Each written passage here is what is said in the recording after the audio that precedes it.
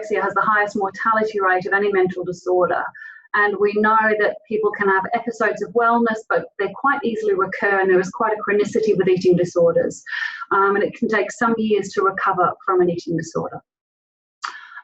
We also know that eating disorders are complex and they affect multiple systems. There are medical risks, there are psychiatric risks, they affect social and occupational systems for the person.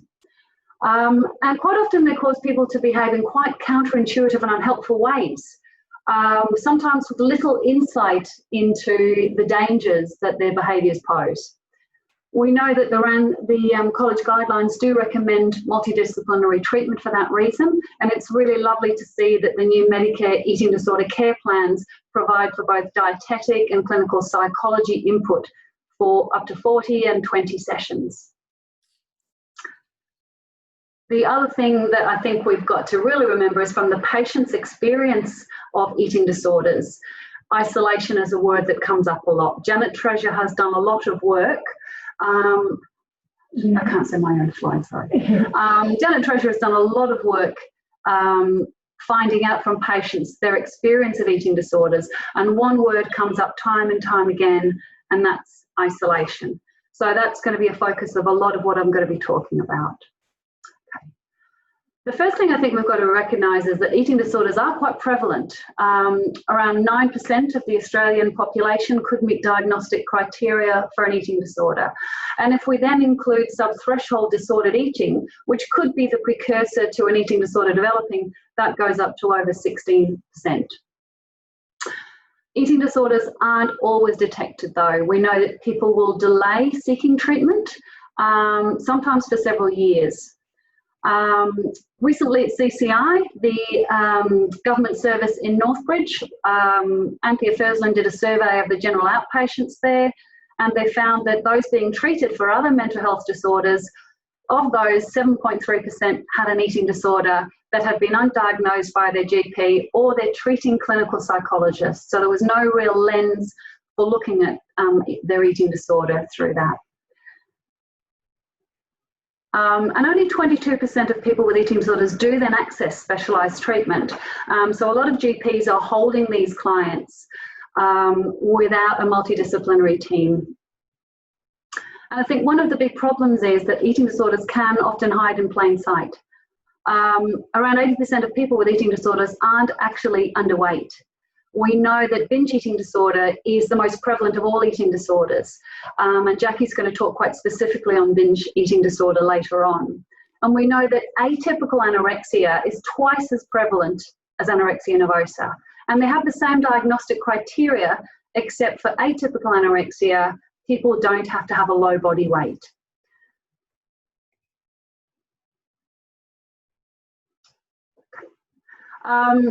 So they do appear to be hiding in plain sight.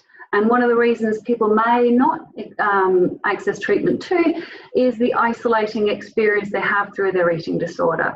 I've mentioned that word toxic isolation. Janet Treasure describes it as something that happens through the eating disorder that then goes on to maintain the eating disorder, often very emotionally disconnected from other people and unable to express, tolerate, share emotions, which interferes with occupation and social functioning quite significantly.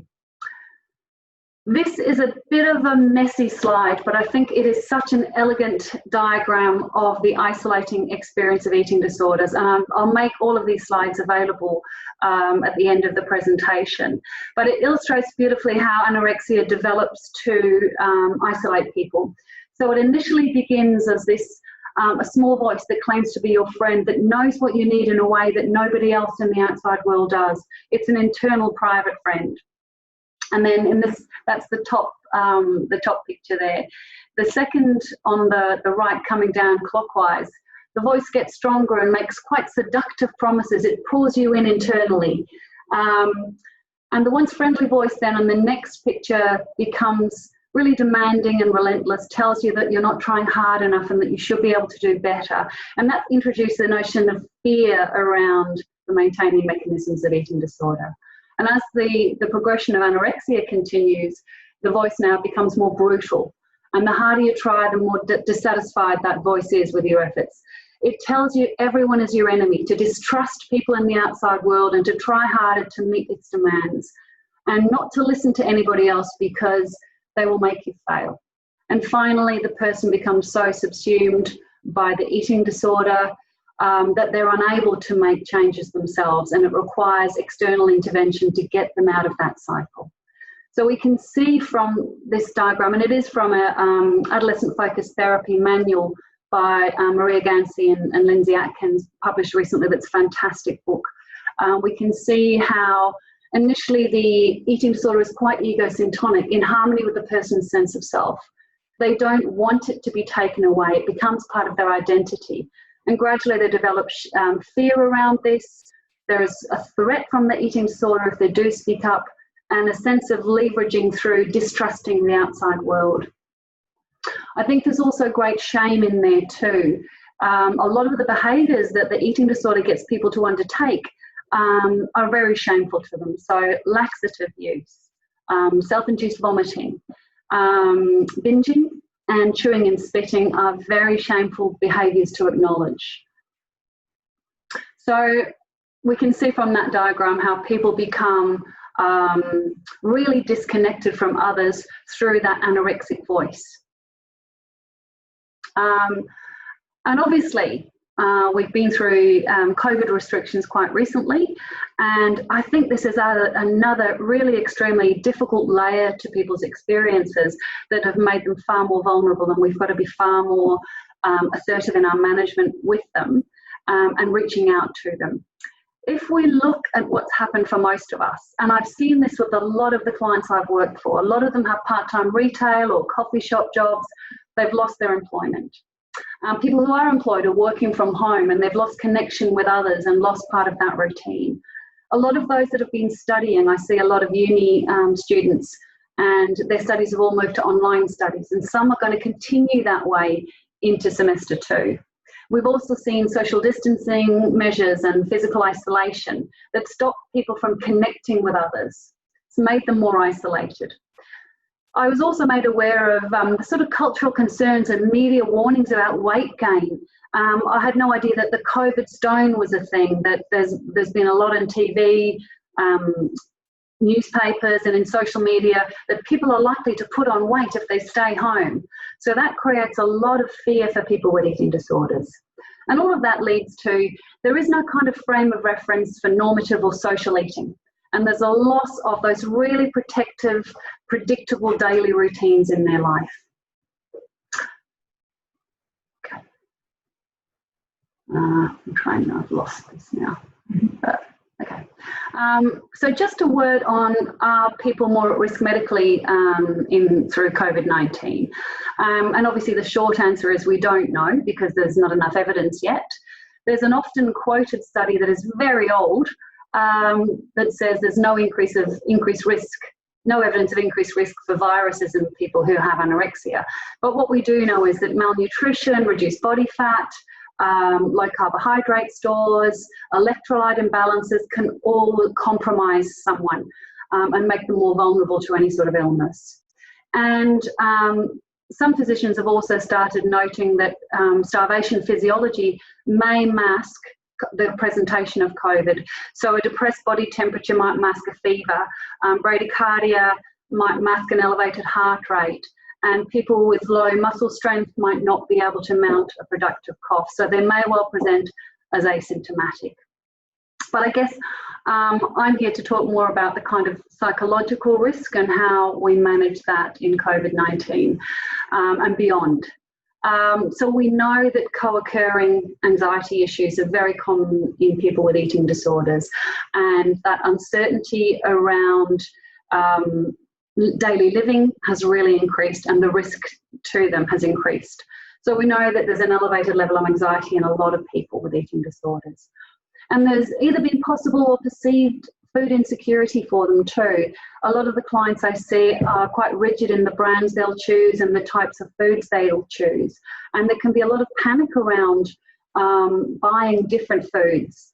And if they're unable to access the foods they've had, I've had some clients who just haven't eaten. Or if those foods do become available, people then go on to stockpile or hoard those foods, and then it's quite distressing for them to live with these foods in the house with possible increased risk of binging behaviours. And I think there is that fear of being more susceptible to COVID-19. A lot of the clients I have utilised telehealth and been quite reluctant to come back. They haven't had general face-to-face appointments in the community as much.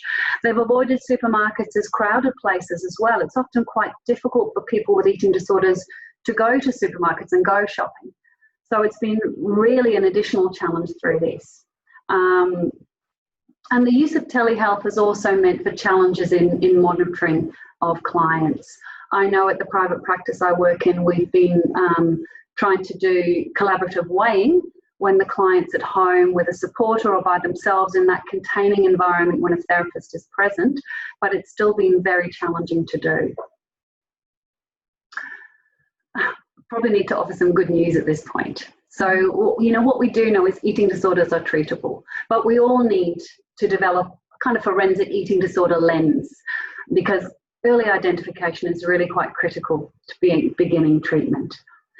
Ideally in the first 6 to 12 months, this can greatly improve the prognosis and the duration of the eating disorder. Recovery is still possible beyond this, but it becomes obviously more challenging the more enduring the eating disorder. And I think one thing we've really got to be aware of is this spike in prevalence around the age from 14 to 17 in both girls and boys. And for boys, it goes from, I think it's around 1.2% to 2.4%, and girls it's about 8% to about 16% around this time. And obviously that's a time when people are transitioning often from a paediatric setting to an adult setting in eating disorder treatment. PCH, if your first presentation is at the age of 16 or above, you must enter an adult setting from there. So I guess we need to begin a conversation around eating disorder screening. And the first screening tool that I think most people might be aware of, it was developed over 20 years ago when we were in the days of DSM-3 and we didn't have the range of eating disorder classifications we do now. So this is specifically for anorexia and bulimia. And it's really that acronym of making yourself sick because you feel uncomfortably full, worrying about losing control over how much you eat, losing more than a stone or around just over 6 kilos in a 3-month period, and believing yourself to be fat when others say you're too thin. And that, I think this is a really important one though, that would you say that food dominates your life? So the answer to 2 or more of those would suggest the need for further screening and questioning. And yes to 2 further questions does also increase the sensitivity and specificity for bulimia. Are you satisfied with your eating patterns, and do you ever eat in secret? And both of those then would require a more comprehensive assessment. The Inside Out Institute is Australia's first national institute for clinical excellence in research and clinical practice. Does offer some more sort of broad-based screening questions, maybe more contemporary questions. And that notion of food dominating your life, if a person is malnourished or attempting restriction, they can't not be preoccupied with thoughts of food. Are you worried about being overweight? Are you vomiting after you eat or exercising a lot more than others? Finding yourself hiding food or eating in secret? And does your weight, does that number on the scale affect how you feel about yourself? And do you feel out of control when you do eat? There's some sort of general screening questions that the Inside Out Institute suggests. I guess the main thing here is for GPs, if you have a relationship with your patient, is noticing any difference in presentation, like a flattening of affect, lower mood, more withdrawn. And I think one of the things that we're all trying to do now is really get collateral information from anyone who may be available, parents, partners, supporters of the person, where it's possible and where it's appropriate. And that can really help inform noticing that shift in a person, noticing that change. The Inside Out Institute also offers some screening tools for individuals and carers. And it also offers the EDEQ online, the Eating Disorder Examination Questionnaire, which is required to initiate an eating disorder care plan unless someone has anorexia.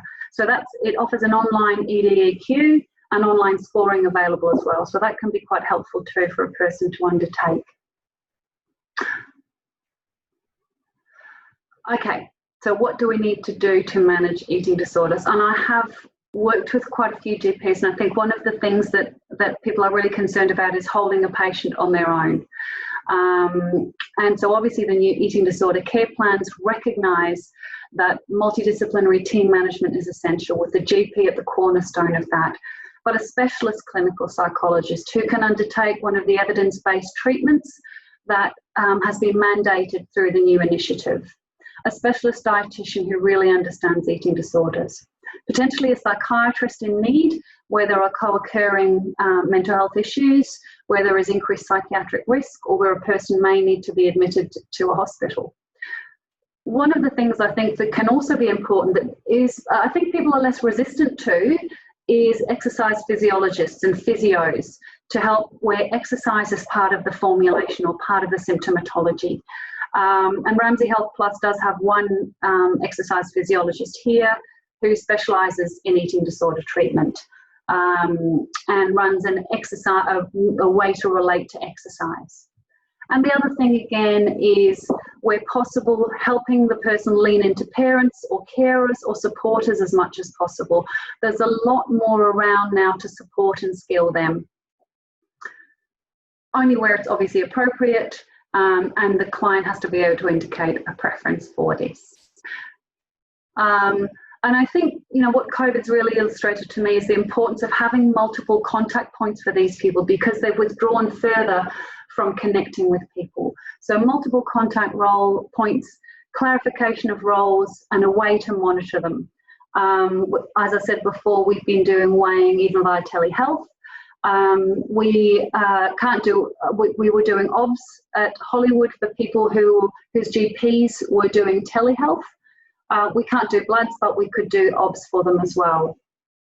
And I think then that clarification of what role each person is going to take to manage this client is really, really important. And obviously communication between clinicians is important at the best of times, but especially at this time.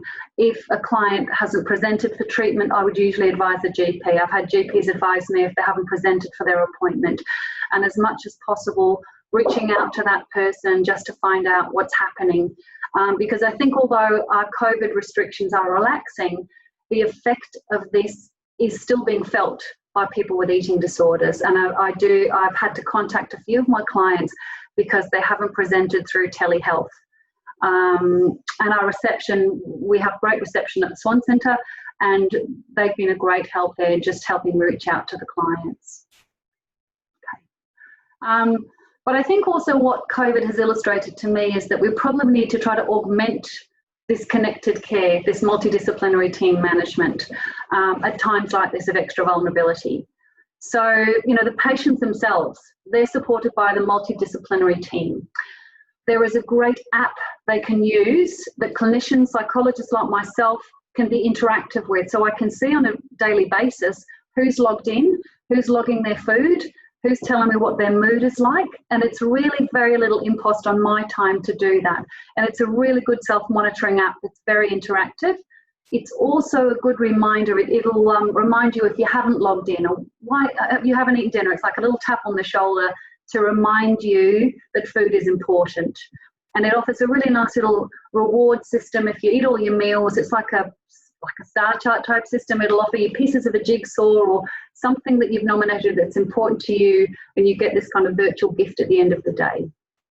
The other thing I've been recommending to patients who felt particularly alone is the Butterfly Foundation's helpline. It's a 7-day-a-week helpline, and it's open till 10 p.m. at night.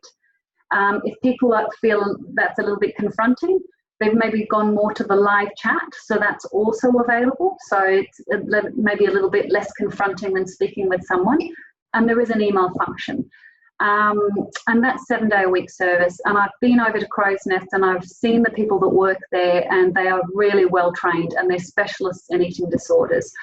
So they're going to get really nice, focused, targeted, empathic, supportive help there. And obviously, as I said before, the role of parents and carers has become acknowledged a lot more. We used to believe that parents were the problem in eating disorders, and oftentimes people said they had a parentectomy when they undertook treatment and were handed back to their parents when they were fixed. But now we know that unless there's some abuse or trauma or disengagement in that relationship, that parents, carers can be a really important part of treatment. Clinicians, obviously, if a multidisciplinary team is working well, we support one another. One of the things we can all lean on, though, is WADOX now, which has been a lovely introduction into the suite of treatment services in Western Australia. So WADOX is the WA Eating Disorder Outreach and Consultation Service. I'm sure everybody would be aware of this now. Statewide support for any clinician managing a patient with an eating disorder. The Inside Out Institute has helped to try to make things a bit easier in terms of having online questionnaires. It has eating disorder care plan pro formas that you can use, that you can download and just fill in, and it can help you navigate MBS items for those plans. And so that is also a really good resource too. I found myself that the Centre for Excellence in Eating Disorder Treatment in Victoria has had really good updated COVID-19 information for patients with eating disorders. And obviously at Hollywood Clinic, we do consider ourselves to be a specialist service. So if weights and odds aren't able to be obtained in any other way, we're happy to by appointment to see people if they can't access their GP. Some GPs are still working remotely because of their own situation. And we're also happy to support any GP who wants to give us a call to talk about referral pathways or patient management. Parents and carers, we do know that the burnout factor is really high for people supporting people with eating disorders, but we've got a few more things that can support those people supporting our clients. Eating Disorders Families Australia is an advocacy and support group. It meets once a month at the Central Train Station in Perth. It also has an active Facebook group, and it's run by parents of people who have recovered from eating disorder. So it's very much an ongoing support group. There is also a global forum, an online forum, Families Empowered and Supporting Treatment of Eating Disorders. And that is moderated by a lot of the parents here in WA. There is quite a strong presence from Australian and New Zealand parents in that. For any of the clients that we do have coming to Hollywood, we offer a carers group that runs fortnightly, and that is part support and part skills. And CCI also offers a free treatment, a free skills group for parents and supporters that runs every month or two. That's 5 hours of skill development. And I've got contact details for those at the end of this, but I thought maybe I won't spend a lot of time giving you the contact information, but when you get copies of the slides from Sherelle, all that information will be on there. And I think that can be sometimes just a handy one-pager for sources of support for people with eating disorders. The other thing I think to bear in mind too is, if we're managing patients well, recognising what other services are available too. So ideally, according to college guidelines, we want to treat people in the least restrictive treatment setting possible, obviously to preserve identity, functioning, other domains of self-esteem. So ideally, we do want to keep people in the outpatient setting as much as possible. If you're under 16, PCH is now undertaking family-based therapy, and that is obviously the therapy of choice for children. The Swan Centre where I work will also do that as well, and the Swan Centre is the only specialist eating disorder outpatient service that's multidisciplinary, so offers clinical psychology, dietetics and psychiatry. And above 16 years, the Swan Centre will see all ages, as will CCI, the government service. So CCI's wait list is around 2 months, as is the Swan Centre. If the patient's not responding to outpatient treatment, we would usually increase the intensity of that. So instead of weekly, we'd try to go to twice weekly. And if they're not responding to that, day program is a really important addition to the continuum of care that we've got. It allows the person to continue work, to continue study, to go home to loved ones, to walk their dog, without subsuming their identity to being treated 24/7. So PCH offers that for children, and we offer it for anyone 16 plus. And obviously, when we step up to the inpatient setting, currently there are no specialist beds in the public system, but the WADOX management protocols will apply to anyone being admitted to a tertiary hospital here. From what I've seen through COVID, there has been an increased sort of burden of care there, and lengths of stay are quite short. Longer lengths of stay through PCH and Hollywood, where there is a specialist treatment program for those patients, are recommended. And it is quite difficult, but as much as a person might have the means to take out private health cover, it can be really important in accessing specialist treatment and reducing the duration of the eating disorder. So, you know, we would welcome referrals to those higher levels of care if your clients haven't responded to treatment in the outpatient setting as well. And I think I'm almost done here. So in summary, the points I really want to get across is that eating disorders are serious, complex, recurrent and isolating experiences. They're also quite prevalent, and we need to have a lens for looking and detecting eating disorders and detecting them early as much as possible, using others for collateral information, using your existing relationship with them. I really want to stress the importance of the multidisciplinary team, and I'd be keen to hear on others' experiences, but I know when it works well, it works really well.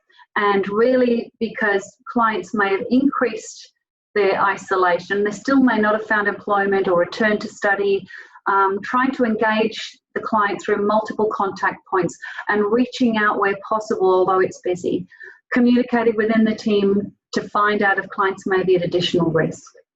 And I think one of the main things is for us to be really aware of the services and supports that we can lean into ourselves and utilise in this time. Okay, so this is the slide I'm just going to pass on. I'll also provide my contact details. I think they're on there as well. If anybody did want to just have a general discussion about referral pathways or services available or when to refer to who, I'd really welcome calls. And I think I'm just about at time.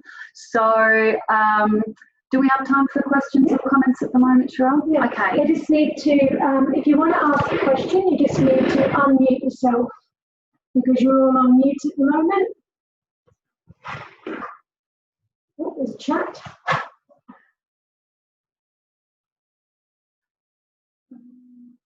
Okay, yeah.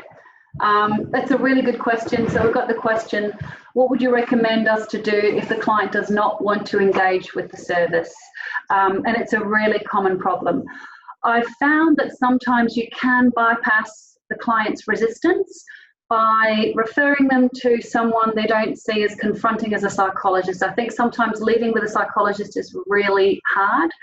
I found more success initially if they're referred to, say, the physio or the exercise physiologist. If they're well informed, and we need to make sure that they are. Like I say, the exercise physiologist here is fantastic. She will pick up the eating disorder. She starts to do some motivational interviewing with the person, and that can often hook them into the greater team. Similarly, at the Swan Centre, there is a dietitian who's also a sports dietitian, and everybody wants to see this really cool dietitian who's a sports dietitian who also has the lens for the eating disorder, and they can usually work with them and bypass that resistance. I think the other thing might be to recognise the ambivalence that people have, that it is quite an ego-syntonic disorder, and it seems to meet a great function for them. It's come into their life to meet a need that isn't met through anything else. To recognise that, but to also recognise its shortcomings, I found that can be really helpful. So, thinness matters more than anything else. But usually they really hate being really cold all the time. They really hate being preoccupied with food and dreaming about food and not be able to concentrate on anything else and not be able to do study if they can't concentrate. So sometimes recognising the value, but also questioning around, do you feel cold? Can you concentrate? What's your concentration level like? Are you thinking about food all the time? How does that feel? That can be really helpful too. If a client is just not going to engage, I think obviously then medical monitoring is all that you can really do at that point, but trying to get some leverage around noticing where they are experiencing some difficulty. And finally, lost my train of thought. There was one other thought I had around that. I'm sure it'll come back to me. I'm just seeing some other questions coming up, so maybe I should move to those two. If they have no questions. It's Gina here. Hi, just Gina. talking about the eating disorder plan, eligibility criteria. So I think, as you mentioned, if it's anorexia, that it's very straightforward to some extent. Yeah. But if it's not anorexia, and I think we're seeing more and more now where you have a normal BMI, but you can see a swing between binge and purge to actually restrictive and excessive exercises. So can you talk a little bit, because a couple of the things that they mention in the eligibility criteria, for example, is if they failed already were not responsive for like an evidence-based psychotherapy. How would you if we refer them to a general psychologist and they failed, is that gonna make them eligible? And if they at high risk, I mean, all of them are really at high risk, if that make any sense. Whether they have comorbidity with an anxiety. So if you can just say that a little bit about this. Yeah, I agree. And that really highlights the importance of referral to a specialist psychologist in the first place. There are others around too in other practices, so I must acknowledge that. But you're right, how do we know the person has had an evidence-based treatment in the first place? And I think we can only really go on what the patient tells us and what the clinician might have said in the past. If you feel they don't qualify, then I guess they would fall under a mental health care plan to begin with, and if that doesn't work, then you could maybe then go to an eating disorder care plan. But I agree. I think with the issue here is making sure we refer in the first place, and if they haven't had evidence-based treatment, I think the way the algorithm works is where they're supposed to get evidence-based treatment under a mental health care plan first. The other option could be a referral to CCI, who will see underweight people for up to 40 sessions, and that would then provide evidence. If they respond to that, great. If they don't, that would provide sufficient evidence to then put them on any sort of care plan. But I think it's still to be reconciled. I know this is a recent innovation, and I think they're still trying to work out how best to manage chronicity and risk. And I don't think it's really satisfactory yet. And some eating disorders like ARFID just aren't included on it at the moment. The other thing too, if a person does have private health insurance, once they've exhausted their mental health care plan, if they don't qualify for an eating disorder care plan, private health insurance does subsidise some of their treatment as well. And for clients on a healthcare card or pension, reduced rates are available at most psychologists, and some will even, Swan Centre rarely above bills, but there's about a $10 to $15 gap for people on healthcare cards. there's a couple of other questions that have come up.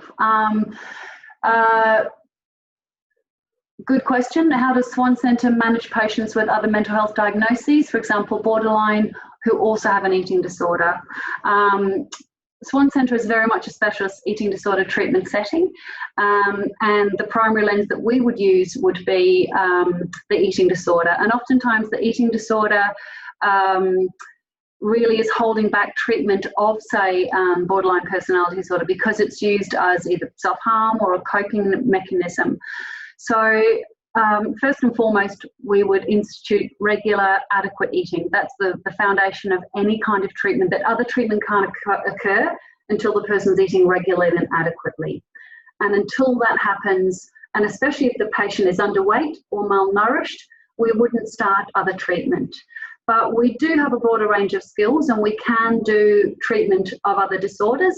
Some people do want to have that staged approach and do more DBT work. Sometimes we might treat the eating disorder and refer on. So particularly for something around PTSD, say, we've also got another clinic that we might refer to. Again, I think we've got to take into account client preference there as well. So we wouldn't do DBT skills without eating disorder treatment first, in order for their prefrontal cortex to be working well, I think. And any recommendations for psychiatrists who will do a review under an eating disorder care plan for patients with limited funds? I think this is a really big problem, and I know Lisa Miller, Charlie's, is working on this. So she's a CL psychiatrist at Charlie's, recognising that people on low incomes, it's very expensive to see a psychiatrist. The only recommendation I could probably give is through the Swan Centre, so acknowledging my potential conflict of interest there. Stuart McCormick will do a one-off review at the Swan Centre.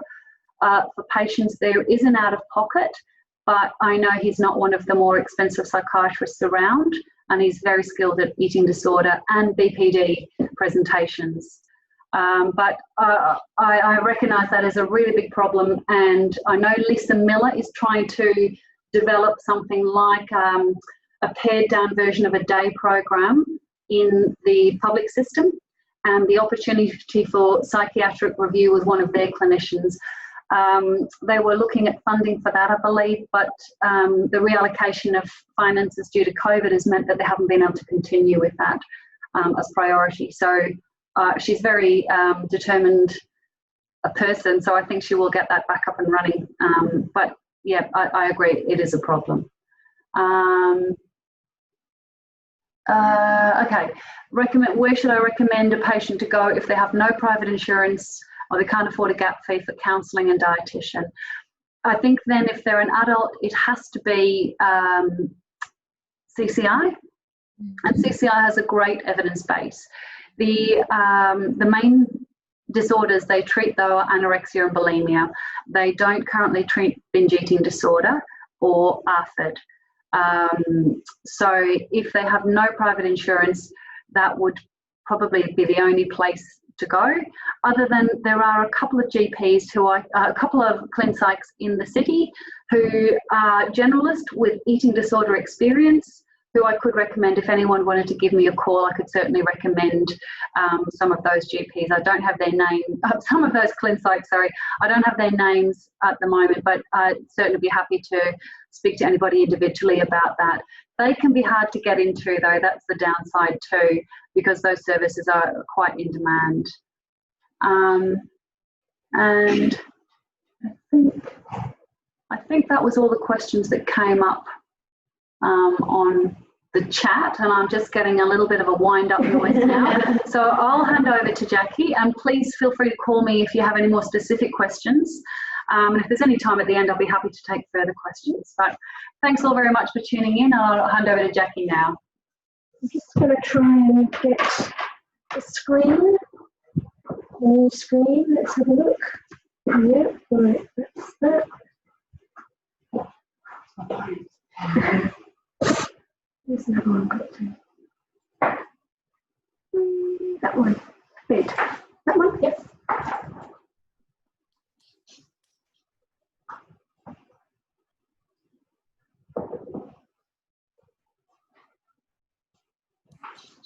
There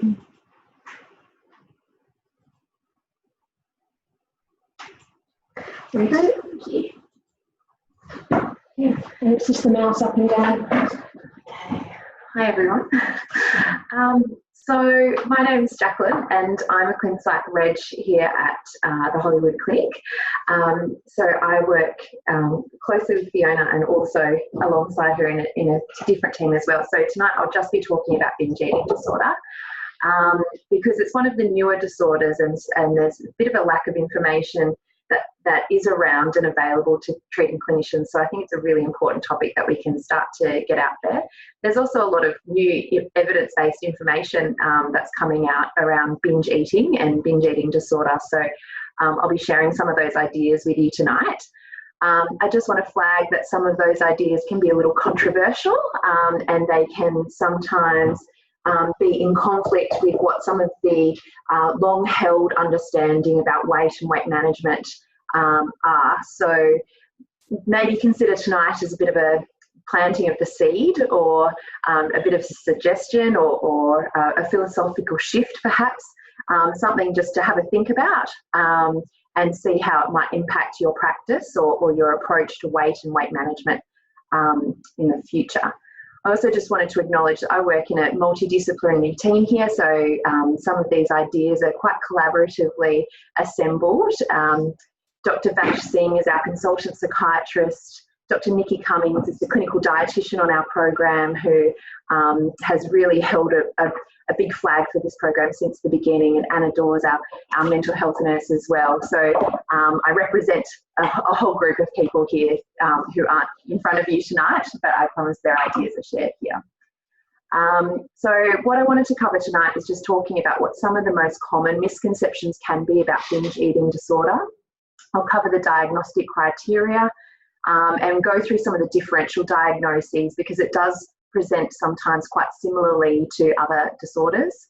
And what I'm going to touch on tonight is this idea of the weight debate, so how we diagnose and treat weight-related disorders. I'll also touch on the evidence-based treatment for binge eating disorder and what the treatment options are available to us here in WA. So let's start with what these misconceptions are about bed. So what is it not? Some people feel like binge eating disorder isn't a big deal, like it's the same as overeating, that it only affects adults, that it only impacts women, that it only involves high fat or caloric dense food, that it only impacts overweight individuals, and that weight loss or dieting will stop someone from binge eating. And there is a commonly held misconception out there that there is an easy fix for binge eating disorder. It's just about eating less.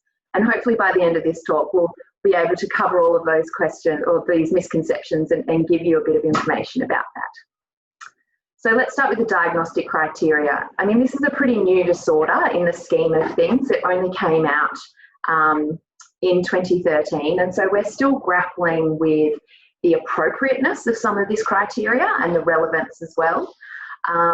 But essentially it covers that there needs to be recurrent episodes of binge eating, which is characterised by eating in a discrete period of time an amount of food that's definitely larger than what most people would consider or would eat in a similar time period in similar circumstances. There is a difference between subjective and objective binge episodes, and I will talk about that in a second. And also there is a sense of a lack of control over eating during this episode. So often clients, I might ask them, if your phone rang while you were engaged in a binge episode, would you feel like you'd be able to stop and answer the phone? Or if a doorbell rang while you were having a binge, would you be able to answer the door? And for most clients, they would say that they weren't able to do that. And many report a dissociative quality. So they might not even be able to remember the contents of the binge that they had because they just feel so unavailable to the present moment at that time. Okay, so just differentiating between an objective and a subjective binge. An objective binge has to be definitely larger size than what a similar person might have in a similar time period. These are some examples of what clients of mine have reported during a binge episode. A whole box of Magnums or a bag of wraps with a block of melted cheese. So I think we can confidently say that those things would be larger than what other people might have. And a subjective episode tends to cover things more like what we would describe as unwanted overeating or unplanned overeating. So having a second helping of dinner, or having a whole pizza at the end of the work week, or going back for a second bowl of ice cream. Those things are probably larger than what the person had planned to have or would like to have had, but they wouldn't meet the criteria for an objective binge. And someone experiencing subjective binges would not meet the diagnostic criteria for binge eating disorder. Okay, so I've just noticed that there's some questions popping up, but I will address them at the end, just because there's quite a bit of content to get through tonight. So binge eating episodes are associated with 3 or more of the following: eating more rapidly than full, eating until feeling uncomfortably full, eating large amounts of food when they're not feeling physically hungry, eating alone because they're feeling embarrassed about how much they're eating, and feeling disgusted with oneself or very guilty afterwards. Now, most of our clients here at Sorry to interrupt. Yep. Can we just let you know that we can't see your slides? Yeah, we can't. Oh. I was just That's about the to. questions that are allowed on Yeah, the chat. On the screen. it's frozen. Thank you. Sorry. I thought it would have been sharing this page. Oh, no,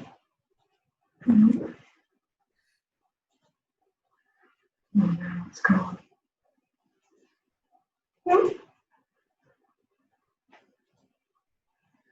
Yeah, where's that one? This one, yeah.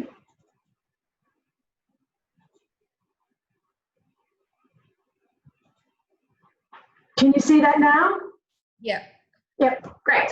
Thanks, guys. Thank you for letting us know. That's great. Thank you for interrupting. I appreciate that. And I will make sure these slides are available to you, obviously, as well, so you don't feel like you've missed any content here. Of these 5 criteria, I find that most of our clients would endorse all 5. I find that it would be quite unusual that people would just experience 1 or 2 of these. It's quite typical that people would experience all 5 of these criteria. Marked distress around binge eating. It's helpful to note here that this is not a requirement of bulimia nervosa, but it is a requirement for binge eating disorder, that the person tends to feel very distressed around it, and that tends to lead to secret eating or inconspicuous eating and a lot of deception around eating. People eating in cars, eating at work and then going home and having another meal, things like that. The binge eating occurs on average at least once a week for 3 months, and that this isn't associated with compensatory behaviour that you'd see in bulimia nervosa. So no laxative use, no vomiting, and no exercise. There is one caveat to the vomiting, and that's in terms of patients who have had bariatric surgery, but we'll talk about that later if we get a chance. Okay, so this is the differential between binge eating and bulimia, because I find that these 2 are the most commonly confused disorders. And the really important differential here is that bulimia has regular compensatory behaviour, binge eating does not. With bulimia, there's an over-concern about weight and shape that forms part of their diagnostic criteria. That's not a requirement for binge eating disorder, but it's extremely common. I would see it in most of our clients. Marked distress about the binging is a requirement for BED, but not for bulimia. And it's the same for both in terms of the regularity and the duration of the binge episodes is similar in both disorders. So really, if there's compensatory behaviour, it's bulimia. That's kind of the most common differential that we find. Okay, in terms of the epidemiology of BED, as Fiona mentioned, the rate of disordered eating is on the rise in Australia quite significantly. And almost half of those eating disorder diagnoses are binge eating disorder. So this is the commonest eating disorder by far. It is more prevalent than anorexia and bulimia combined. So that might be quite surprising to some people because this is such a secret disorder. People do not talk about having this disorder, and people do not realise that other people have this disorder. The prevalence is much closer in males to females in binge than it is in any other eating disorder. So the ratio is much closer to 1 to 1.6. So much higher frequency of men, although you probably aren't surprised to hear that in our treatment service where we do treat binge eating disorder, we actually don't get a lot of referrals for men for group therapy.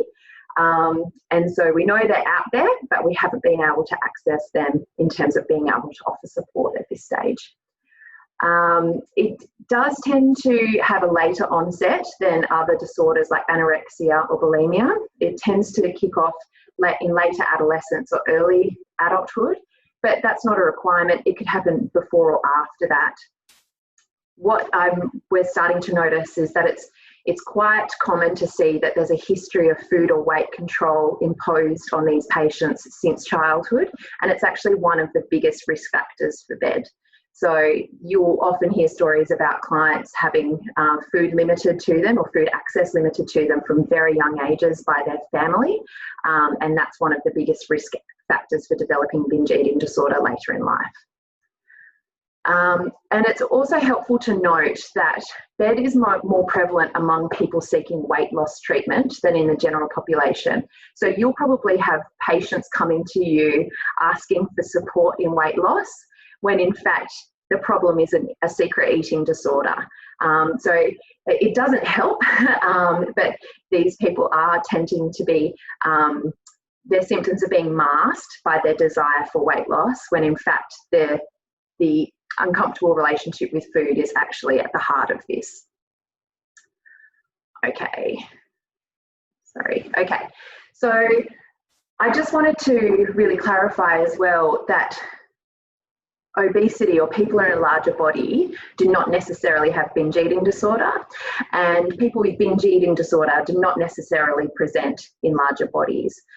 There is not a criteria for people with binge eating disorder to be in any particular weight range, and we see people with binge eating disorder from the whole spectrum of the BMI bands.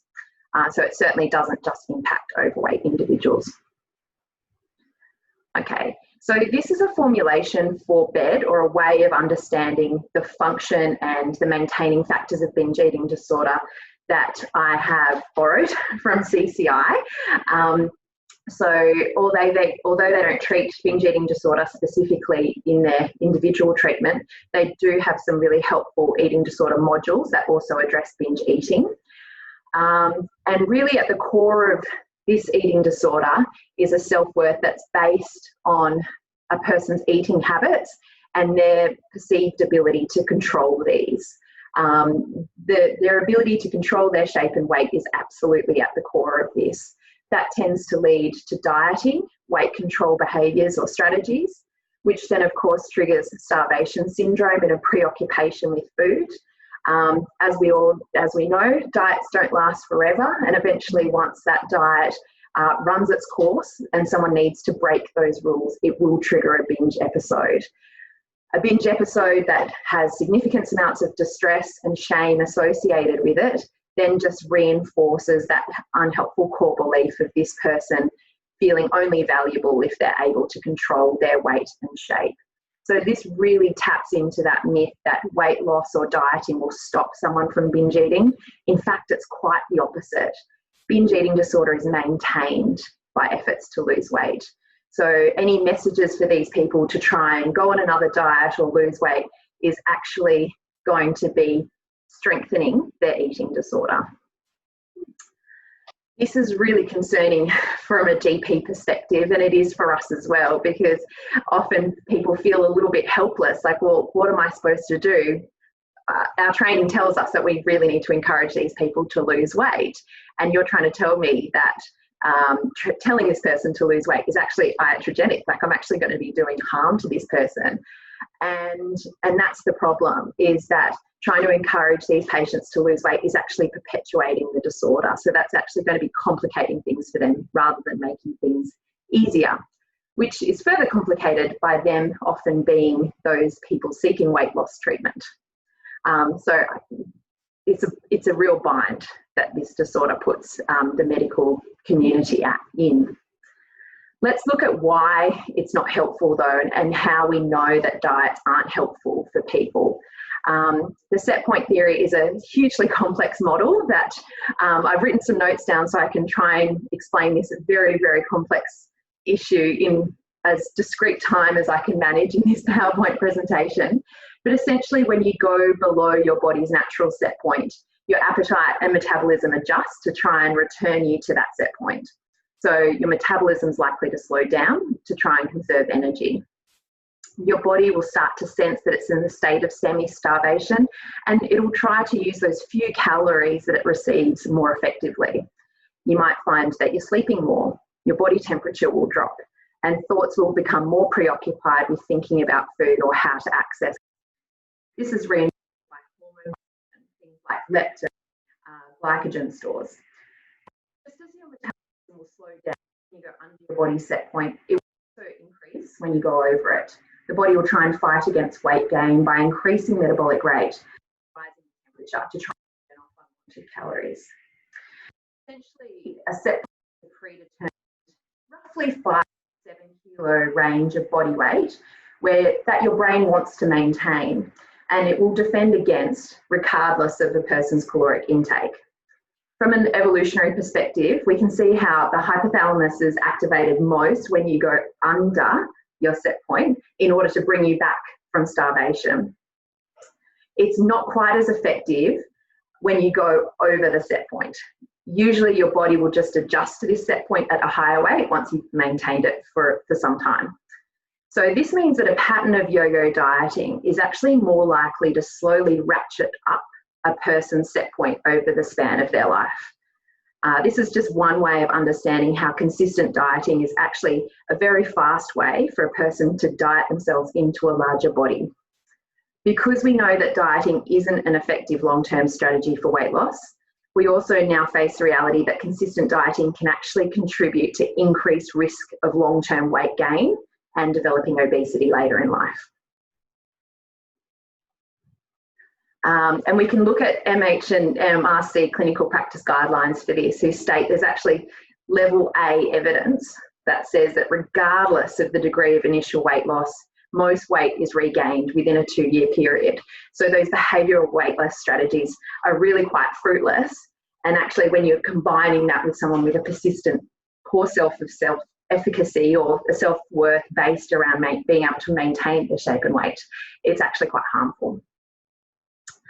But I'm going to be the first person to admit that the contributing and maintaining factors of obesity are extremely complicated. So this is just a very, very small snapshot of a psychological perspective of this problem. And I can appreciate that this is a much more complex model than I'm going to be able to address within the realms of this presentation.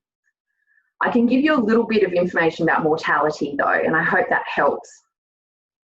What we know is that helpful behaviours is actually more protective against early mortality than it is weight. So although weight is a correlated factor for early death, healthy behaviours is actually one of the most protective factors. So when we're looking at healthy habits, we're talking about eating more than 5 serves of fruit and veg a day, which is something that would definitely be incorporated in a regular eating routine.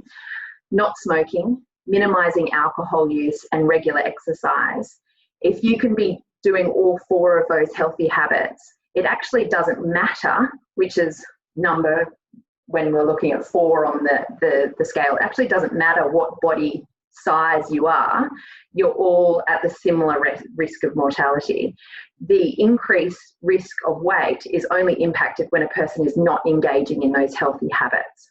So that's a really good argument for encouraging people to lean into more healthy or constructive behaviours rather than just asking them to lose weight over and over and expecting a different result. Okay, so how does this happen in the clinical room? And this isn't an easy thing to do if you've got people who are kind of presenting with this secret disorder and they're not really very willing to talk about it. I think firstly providing a lot of reassurance that these people are not alone, because I assure you they really truly do feel like they are, because no one is talking about this, even though this is the most prevalent eating disorder in Australia. This is a very real condition, and this is not reflective of anyone's failure of willpower or inability just to stick to the next diet. And I think it's really helpful to reinforce here that embarking on another diet, no matter how tempting, is not going to be the answer here. I'd really encourage you to ask permission to open up the conversation around this and invite people to recognise that this is a sensitive topic, but it could be helpful if you're able to ask some questions around these behaviours. And I just wanted to remind you of that statistic that I mentioned at the start here, that many BED sufferers are likely to present to you seeking weight loss treatment rather than wanting to discuss the shameful behaviours that are underlying this. There's a really straightforward screener available for binge eating disorder. It's free. It's an easy Google. It's just called the BEDS 7. And it's a quick 7-item screener.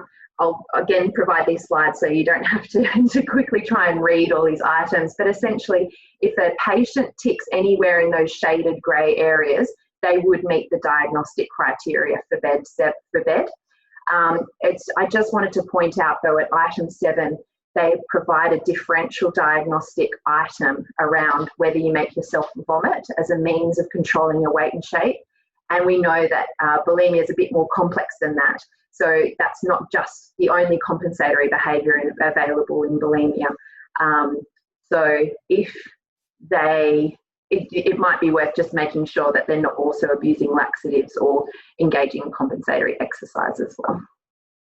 Okay, so what are we going to do about this problem? So if someone doesn't meet the diagnostic criteria, or even if you're just looking for a bit more information around this idea, Health at Every Size is a model that's gaining a huge amount of ground that originated in the eastern states, and it's becoming much more prevalent in the treatment of all kinds of eating disorders. It encourages a weight neutral approach to support people to just have a healthier relationship with food. It encourages flexibility, variety, and honouring a more intuitive style to eating, which is a really helpful way of encouraging all people to relate to food and their bodies, not just people with binge eating disorder. So they've got a great website with some fantastic resources. So I really recommend you check that out if you're interested. In terms of evidence-based treatment for binge eating disorder specifically, the psychological component of that really we tackle directly reducing the frequency and intensity of binge episodes. And the first step in doing that is by regulating eating. So making sure that people are eating every 3 to 4 hours while they're awake, and making sure that people are having an adequate amount of a variety of dietary sources. Ceasing other dysfunctional eating behaviours and developing a competency around eating. So we use a lot of supported eating to help people to eat in a group or to eat in front of others, which is something that can be very uncomfortable for people in the beginning. We also target distress tolerance and relapse prevention, and look at other comorbidities and how they might be playing into this disorder as well. There are pharmacological treatments available for BED specifically. They need to be managed by psychiatrists, I understand, but also even just improving those psychiatric comorbidities so that people are more able to access, plan and structure their day in a more helpful way is incredibly helpful here. Okay, in terms of the program that we run here at Hollywood, as far as I know, we're the only hospital that offers specific treatment for binge eating disorder. We started in 2018, and we run about 4 closed group programs each year.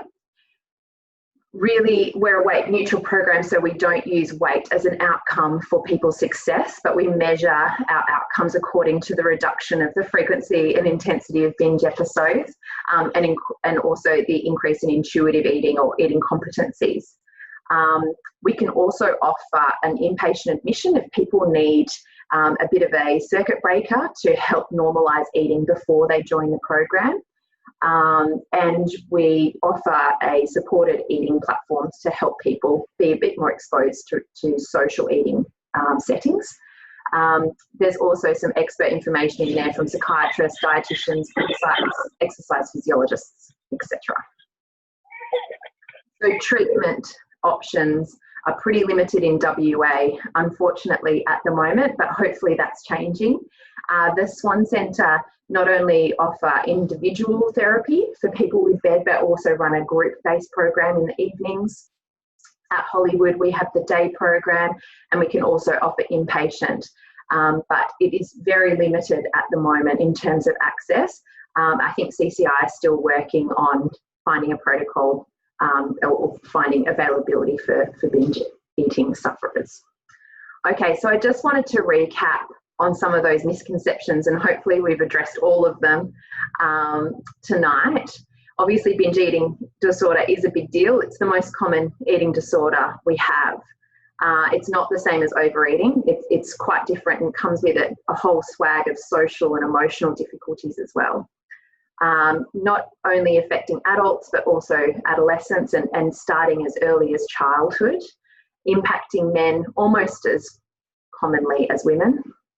Not only involving high-fat food, but all kinds of food or any food that really is available at the time. Not only impacting overweight individuals, and we've explored this idea of how weight loss or dieting could actually create more of a problem rather than stop the binge cycle, and that there is no easy fix, unfortunately, for this disorder. Particularly eating less is definitely not the answer. I've got some resources here just for help if you do come across patients who are seeking support in binge eating disorder. Obviously, WADOC's so helpful to have that service available to us, but there's also more specific stuff listed on this slide that you can have a look at as well. Okay, I think that's just about all of the slides that I had for you, but if there's any questions, I'd be happy to answer them. Once I can find how to find. Yes. Okay. Cool. Thank you for letting me know. Okay. Yeah. Cool.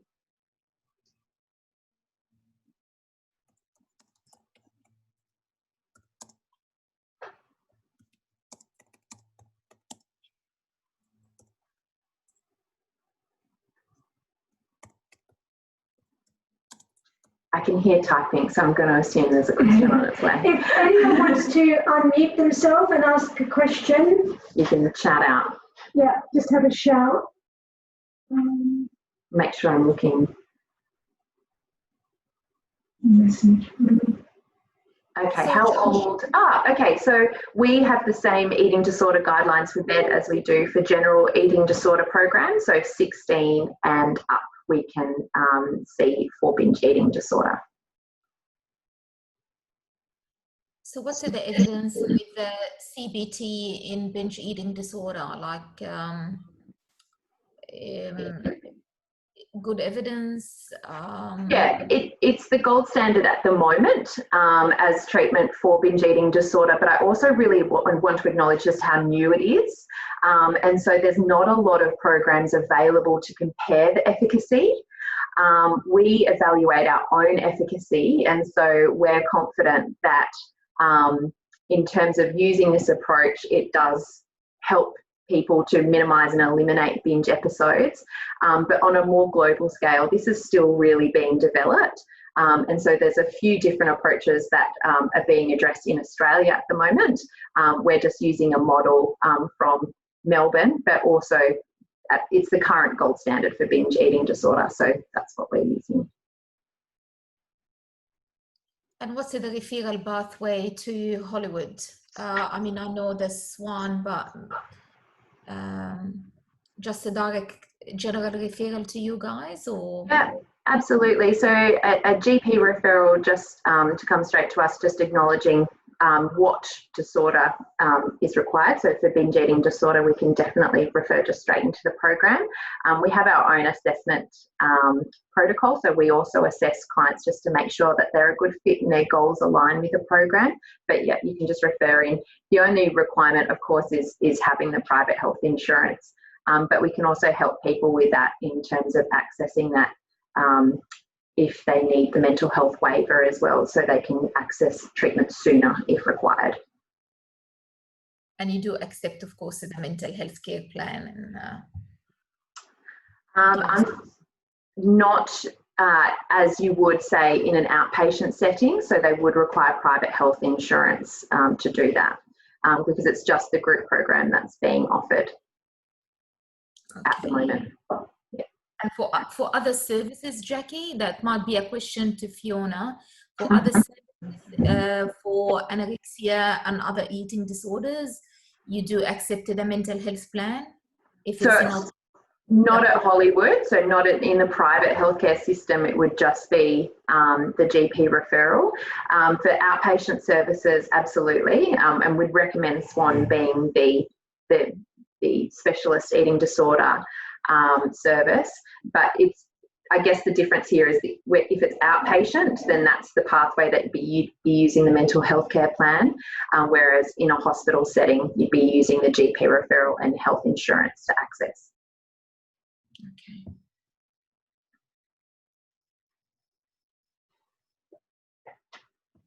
Any other questions?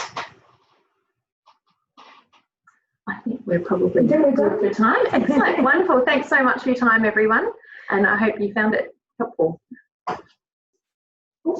Is that a question? So I'll just stop the screen.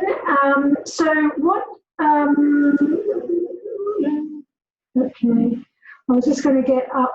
What I'll do tomorrow morning is I can't get my screen up, is I will send you the evaluation link. So normally what I do is I'll send you the QR, I'll show you the QR code and also the evaluation link, but I just can't get the slides back up. So that's okay. So I'll send those in an email tomorrow morning, and you should get that, or I can do it now. Once we finish the meeting. So thank you very much for coming, everyone, and thanks to our two speakers. That was really excellent. So if there's any other questions, then we'll go. Thank you. Thank you. Thanks. Bye. Good night. Bye.